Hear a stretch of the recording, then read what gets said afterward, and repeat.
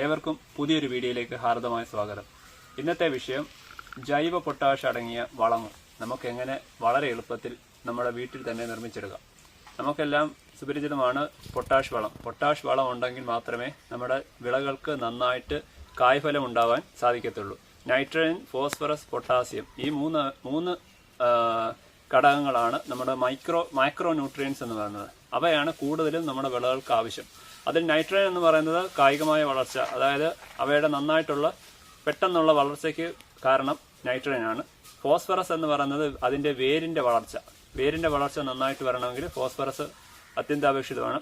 എന്നാൽ നമ്മുടെ മണ്ണിലേക്ക് പൊട്ടാഷ് വളങ്ങൾ ഏറ്റവും കൂടുതൽ ചെന്നെങ്കിൽ മാത്രമേ വിളകൾ ഉണ്ടാവാൻ സാധിക്കത്തുള്ളൂ. അതായത് നല്ല രീതിയിൽ കായ്ഫലം ഉണ്ടാവണമെങ്കിൽ പൊട്ടാഷ് വളങ്ങൾ അത്യന്താപേക്ഷിതമാണ്. അപ്പോൾ പൊട്ടാഷ് വളങ്ങൾ എന്ന് പറഞ്ഞാൽ ഇപ്പോൾ രാസ പൊട്ടാഷ് ഒരുപാടുണ്ട്. Sulphate of potash, muriate of potash എന്നൊക്കെ പറഞ്ഞ് രാസവളങ്ങളുണ്ട്.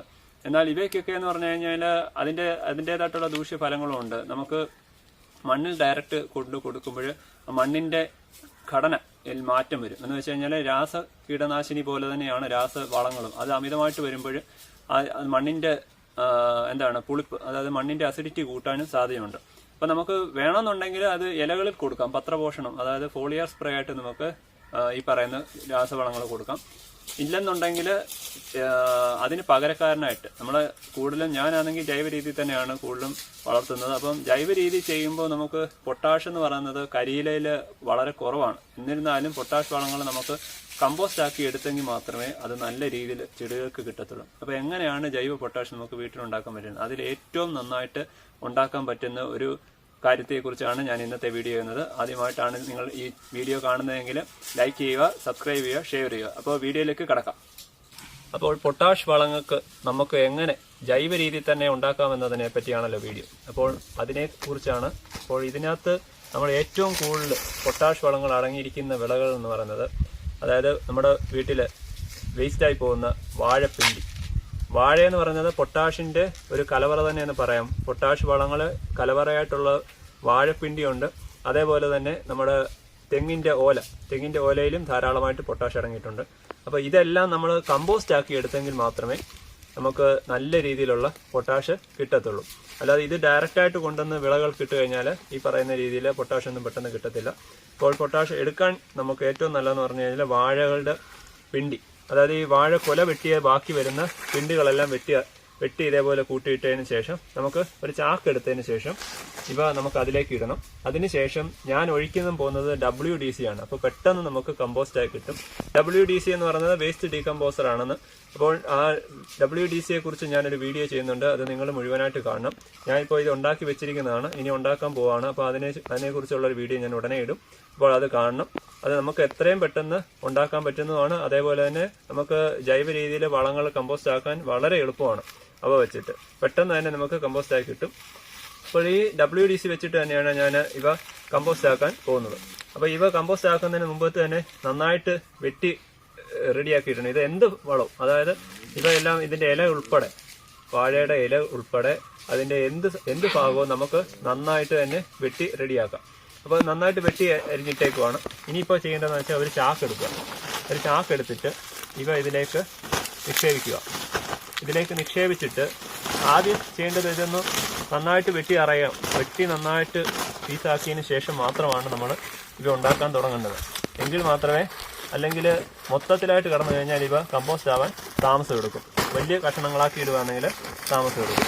അപ്പോൾ ഇങ്ങനെ ചാക്കിലേക്ക് ആദ്യം ഒരു നിര ഈ ചാക്ക് മടക്കി ഇങ്ങനെ ഒരു നിര കമ്പോസ്റ്റിലാക്കി ഈ പീസ് ആക്കിയിടുക. ഇങ്ങനെ മുറിച്ച ഭാഗങ്ങൾ അതിനകത്തേക്ക് ഇടുക. അതിനുശേഷം ഇതാണ് WDC. ഇത് കോൺസെൻട്രേറ്റഡ് ആയിട്ടുള്ള സൊല്യൂഷനാണ്.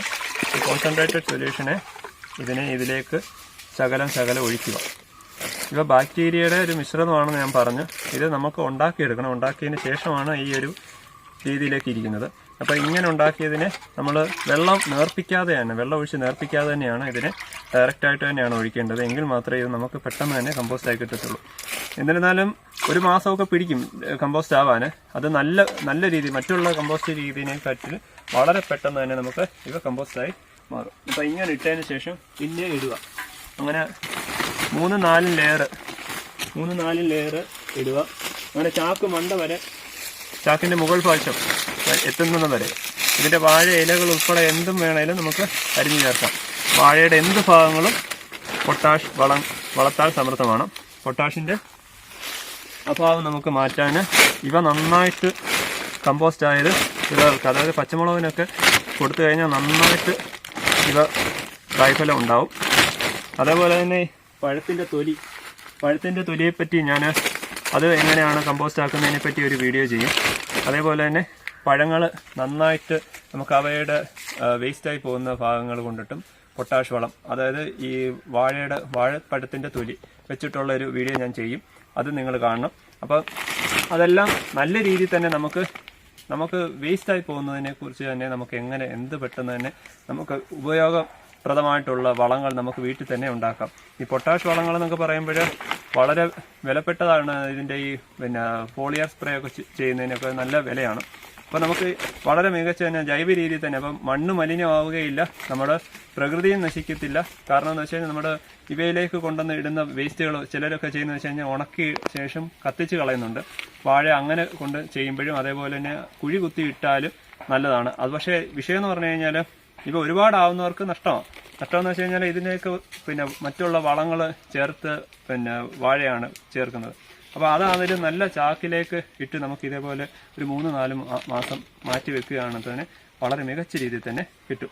അപ്പോൾ ഇങ്ങനെ എടുത്ത് ഇവയെല്ലാം കൂടെ ഇങ്ങനെ ഇട്ടതിന് ശേഷം ഏറ്റവും മുകളിലേക്ക് ഇവയുടെ ഒഴിച്ചതിന് ശേഷം നന്നായിട്ട് ചാക്ക് മുറുക്കി കെട്ടി വെക്കണം. മുറുക്കി കെട്ടി വെച്ചിട്ട് നിങ്ങൾ ഒരു കാരണവശാലും ഇവ വെയിലത്ത് വെക്കാൻ പാടുള്ളതല്ല.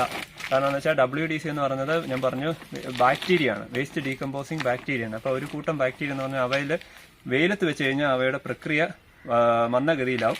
അപ്പോൾ നമ്മൾ തണലത്ത് മാത്രമേ സൂക്ഷിക്കാവൂ. അപ്പം നമുക്ക് തണലത്തെന്ന് പറയുമ്പോൾ മഴ കൊള്ളല്ല, അത്ര മാത്രമേ ഉള്ളൂ. അതുപോലെ വലിയ എല്ലായിടത്തും നല്ലപോലെ വെയിൽ കൊള്ളാത്ത ഭാഗങ്ങൾ ചിലപ്പോൾ കിട്ടണമെന്നില്ല.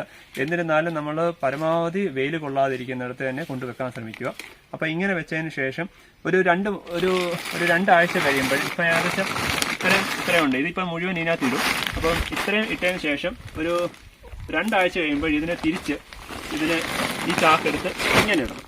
അപ്പോൾ അങ്ങനെ ഇടുമ്പോൾ ഈ മുകളിൽ നിന്നുള്ള അവ പിന്നെ അതേപോലെ തന്നെ ഈ മുകളിൽ കിടന്ന ഭാഗം അടിയിലാവുക.